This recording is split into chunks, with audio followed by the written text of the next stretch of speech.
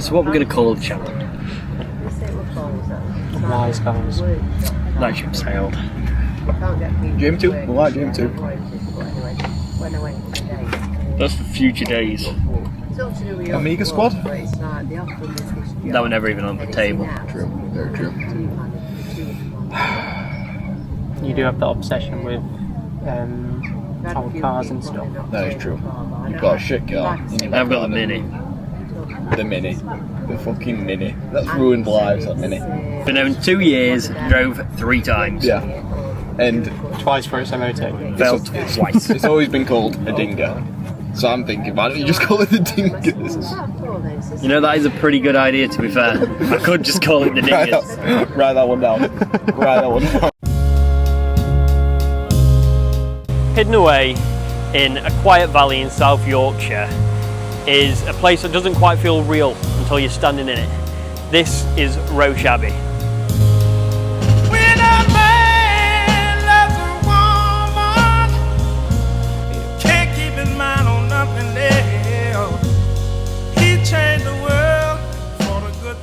I didn't know what to expect when coming here, but Roche Abbey isn't the kind of place that hits you straight away.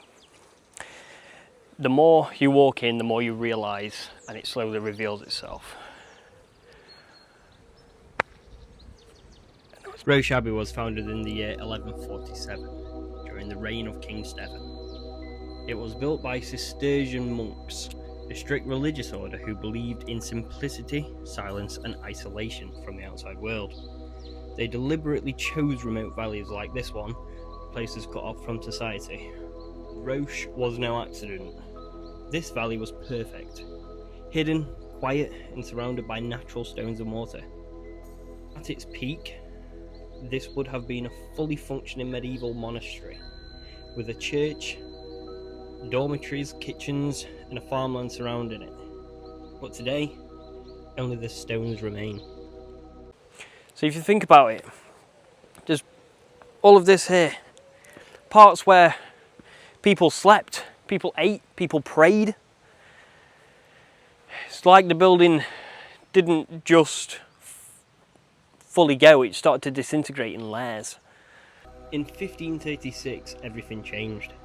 Henry VIII began the dissolution of the monasteries, a process that shut down religious houses across England.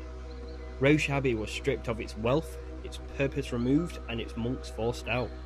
Stones were taken, buildings were dismantled, and what wasn't useful was left to decay. But Roche didn't just collapse instantly, it was slowly broken down over time, and what we see now is the long aftermath. So, obviously this is where the stream part was, and everything, all the re-image and rendering has actually came from a good friend, ChatGPT.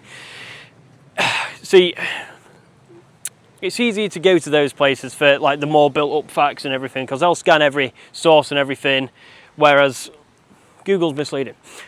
But going from my source, this over here, see, there was a gatehouse. Where that isn't too pinpointed. There is a gatehouse over there, but I'm not sure if there was more 2 gatehouses. This here would have been the dormitories, the monks' dorms, and where they go finish the night.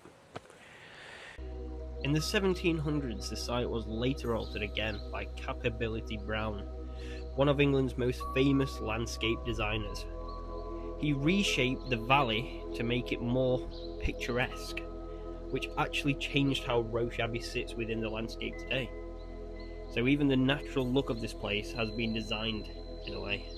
Obviously this is where the church once was, and is still where the majority of the building still stands. Of course nowadays, it's just a place where you go to walk the dog, or go for a nice scenic walk out. When back then, it had so much more character, so much more life and aesthetic. It's incredible. There are no major confirmed hauntings tied specifically to Roche Abbey in the historical records, but like many ruined monasteries in England, it's the kind of place that attracts stories. Locals and visitors often describe an uneasy quiet here.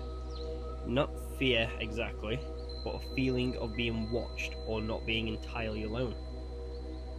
And that makes sense in a way, because for hundreds of years this was a place of isolation, prayer and silence. And places like that tend to hold on to atmosphere longer than most. See, this is the thing about Roche Abbey. It doesn't try to impress you, it just does. It just exists, and that's what's so impressive about it. And especially when you can see all the nature that's reclaimed it. It just looks extravagant.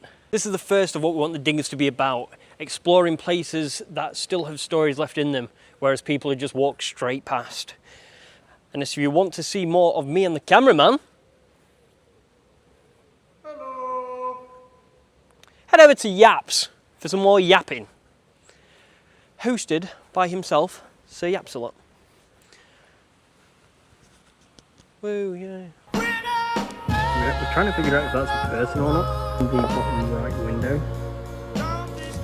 That could be some sort of ghost.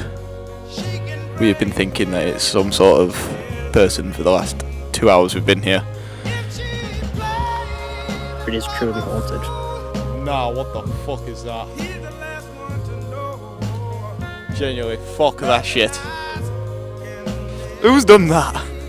I thought because it was looking in my direction, all I thought that the head was moving. Hosted by Yap. Yappington himself. Sir Yapatron. Sir Yaps. Sir Yaps a lot. I'm going to cut that entire last part because I sponged the name up. Is it rolling? Is this on as well? Right, so I did lose my sunglasses and they was down there. So yeah, you're going to have to cut that because I forgot my script. Is it rolling? Right. Now I didn't expect. Now, I didn't know what to expect coming here. But Roche Abbey isn't just the kind of place that just hits you straight away. It kind of reveals itself. The deeper. Fuck off. Yeah, hold on. Do like a. I think you should do like a. I think you're done. Oh, I think we're done. And I'm just like, cool. Oh, that's going to be in the bloopers, that's why I started recording.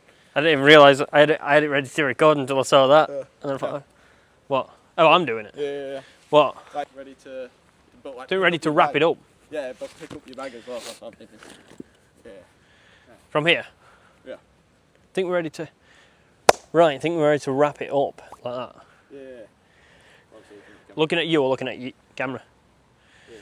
Right, I think we're ready to wrap it up. Yeah.